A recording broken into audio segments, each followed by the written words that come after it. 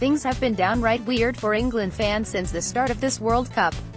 The team is young and carefree, apparently unburdened by years of failure. They pass the ball short instead of long. Toward the end of their first game, against Tunisia, with the score at 1-1, previous incarnations of the team would have panicked and huffed and lost their minds.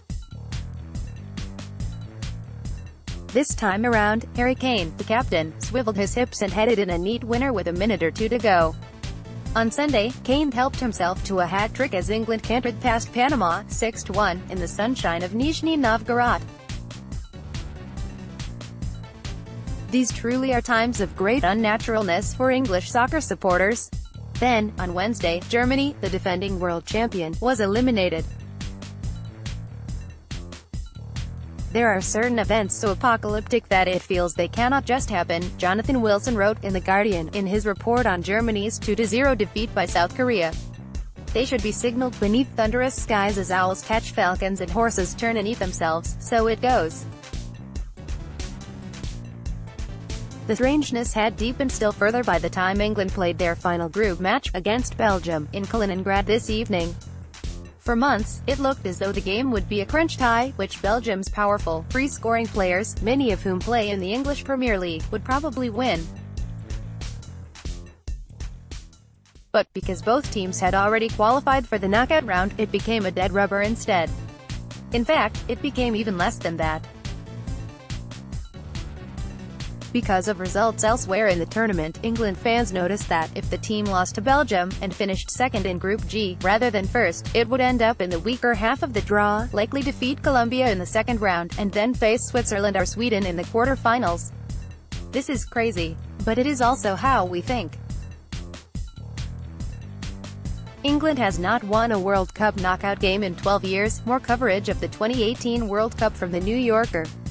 Belgium seemed to have got the message, too. The game was poor and disjointed. England had switched out 8 players from their win against Panama, Belgium had rested 9. There was no Harry Kane, no Romelu Lukaku. At halftime, people wondered whether the teams might start collecting yellow cards, and try to underperform each other on fair play points, another way to secure second place.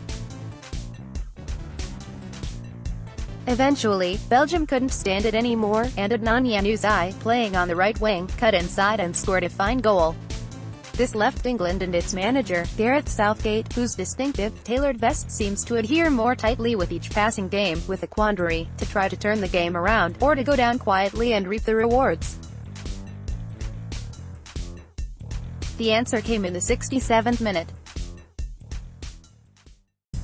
Jamie Vardy, of Leicester City, slid the ball between 2 Belgian defenders and sent Marcus Rashford, of Manchester United, clean through on goal.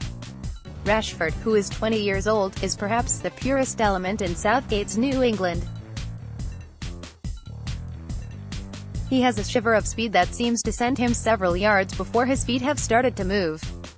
He scores goals in club football that fly in with particular directness. He is one of those young sports people who has the opposite of vertigo. Rashford scored 2 goals in his Premier League debut for Manchester United, against Arsenal, in February 2016. It took him 3 minutes to score on his first start for England, 3 months later. Against Belgium, he ran onto Vardy's pass. He was free.